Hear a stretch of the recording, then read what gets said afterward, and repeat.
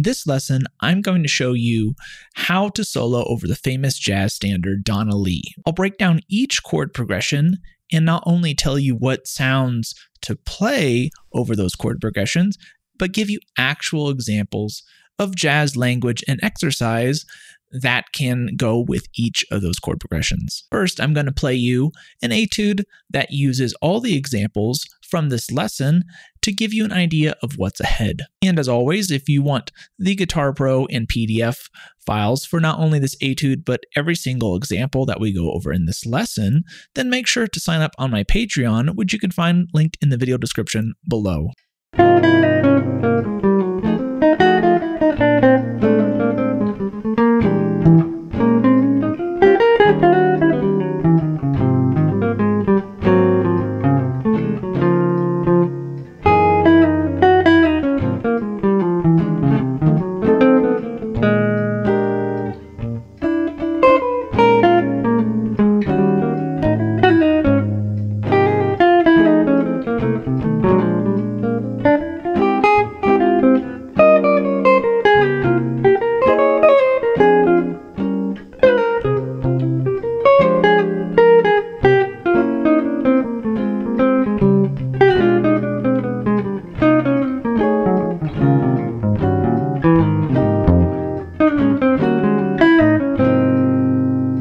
Okay, before we get into it, if you want a guide on how to play just the melody of this tune, then check out the video in the corner of the screen. Okay, so we're going to go chord progression by chord progression. And the first chord progression of this tune sounds like this.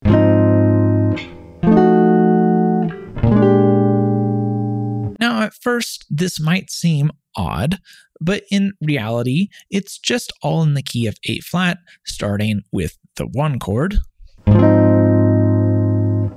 then the 5/2 or the dominant 6, and then finishing with the dominant 2 chord of this key. To solo over this progression, we need to be able to play the sound of the 1 chord moving to the 5/2. Luckily, the melody of this tune shows us a great way to do that.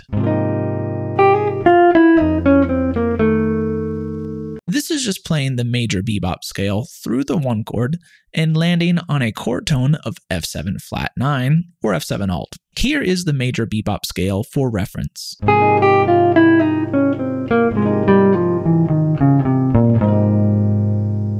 We can make this into a great exercise by starting on a chord tone of the 1 chord. For this example, we'll be using the major 6 instead of the major 7. And then landing on a tone or extension of F7 flat 9, just like the melody does. So if we started on the root, we would get this. Notice instead of going to A flat at the end, like it would normally be if I was just continuing the major bebop scale,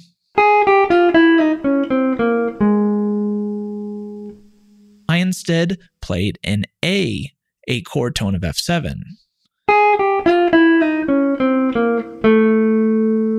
This is because this is harmonically where the F7 would go, so we're going to need to change to it. Next, let's play through F7 flat 9 by playing a diminished arpeggio up from the tone we just landed on, and then finish by chromatically walking down to a chord tone or extension of B flat 7, the following chord. Here is the first example completed using everything we just talked about.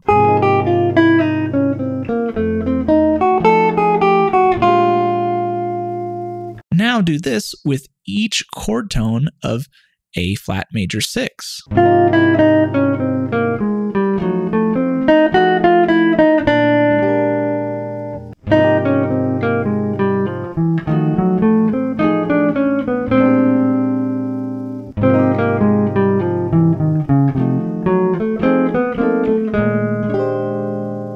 This exercise is a great way to breeze through the first chord progression of this song.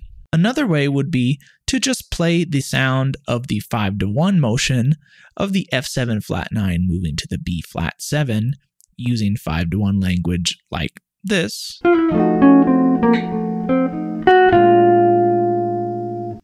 or this. Very quickly, I want to give a quick shout out to one of the sponsors of this channel, being Stringjoy Strings. I've been using Stringjoy for years, and I personally love their Broadway pure nickels. If you're interested in picking up a set, then you can find a link in the video description, and some of your purchase will go back to supporting the channel.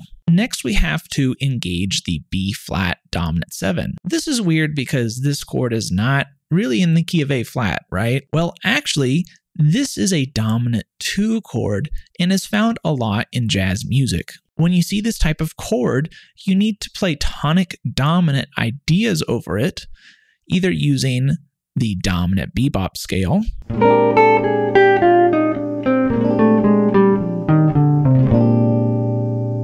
or the melodic minor scale off the 5th of whatever dominant chord we're playing.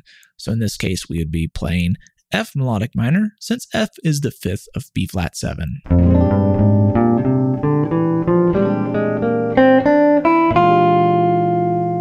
The idea of tonic dominant is that it doesn't really resolve to 1 like a normal 5 chord would do, but instead it sits in its own sound and can be stable. Here are some language ideas that outline this sound using both of these scales.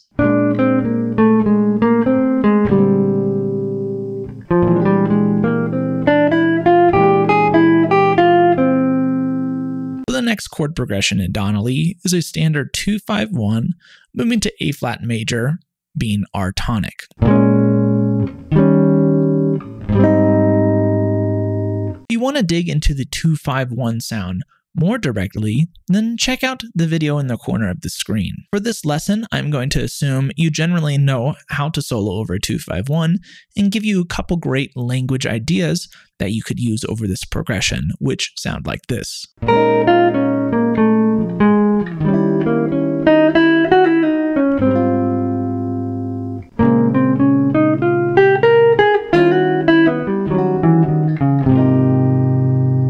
Next, we have this chord progression.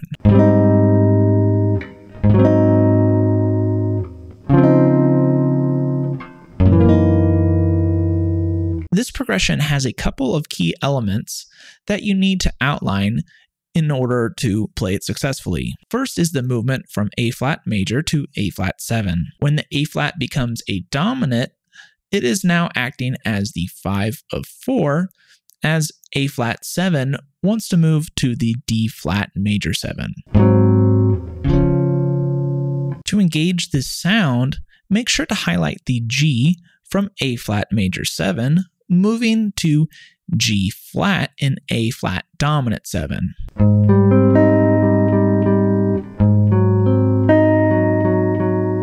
Once you hit that, you could play 5-1 language from G flat, moving to the D flat major 7 like this. Or like this. Then we have D flat major 7 moving to the G flat dominant 7. The G flat is the backdoor dominant moving to 1, or in other words, the flat 7 dominant moving back to 1. When you see this type of chord progression, being the backdoor dominant, you can either engage the G flat 7 as a tonic dominant, like we did with the dominant 2, as we talked about before, or play it as D flat minor 6 using minor language like this. After this, things pretty much repeat up until the next time we hit the B flat dominant 7. Then after that, we would play this.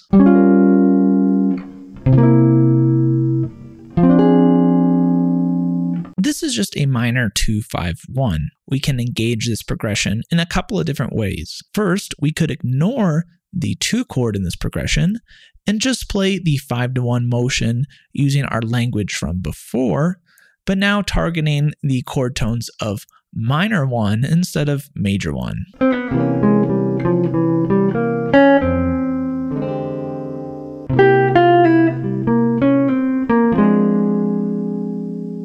we could approach this in a more bebop kind of way by playing a dominant chord over the 2 chord and then moving to the 5 chord. Superimposing that dominant chord over the 2 chord can create lines that sound like this.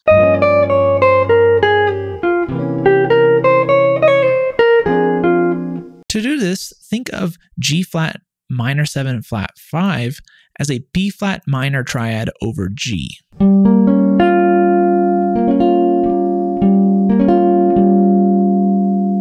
Now, if B flat was our 2 chord, then what would the 5 chord of that 2 chord be?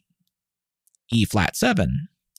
So then you can play an E flat dominant bebop scale over the 2 chord and then land on a tone of the 5-7 chord and then resolve to our 1 chord. Kind of like we did at the start of the lesson, but now with dominant bebop instead of major. Here's another example showing this approach.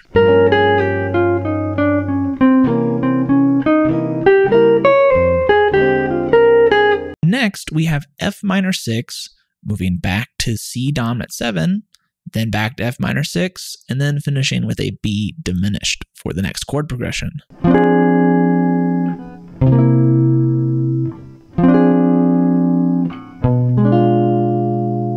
For this section, you can just ignore the C7 and just play F minor ideas like we did over the backdoor dominant, as well as connecting those lines to B flat dominant bebop ideas over all of this progression except for the B diminished. And this is because B flat 7 and F minor 6 are related sounds.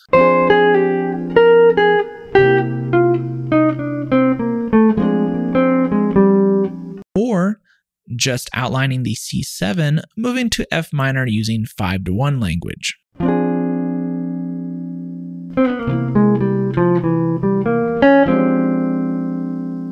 Then the B diminished you would think of as G7 flat 9, since the next chord following it is C minor 7. When you see a diminished chord moving up a half step below a chord, it usually acts as the 5 of that next chord. In this case, we would simply play 5-1 language, outlining the G7 flat 9 moving to C minor.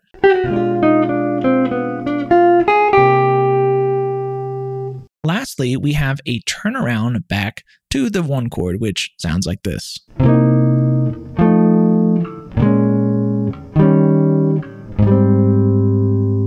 Here we can engage this by either moving simple 2-5 language down in whole steps, covering each sound of the descending 2-5s.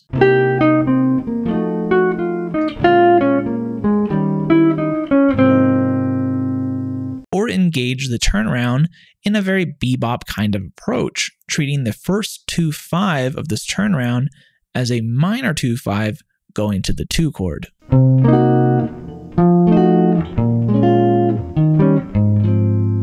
Now we could then use the harmonic minor scale over the first 2-5 and then tag short 2-5 language over the second 2-5. Do this by starting on a chord tone of our 3 chord, being the 2 chord of the first 2-5. For this example, let's just start on the third of C minor 7 flat 5, being E flat, and then walk down the B flat harmonic minor scale, since B flat is where we're pulling to in this minor 2-5, being the 2 chord, for 4 beats.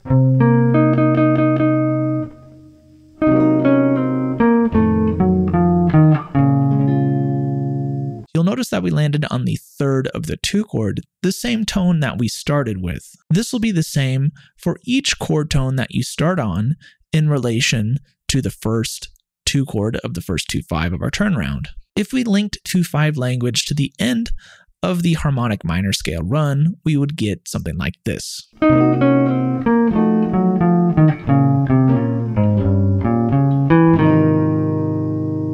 Here is another example, but now starting on the root of C minor 7 flat 5 instead of the third.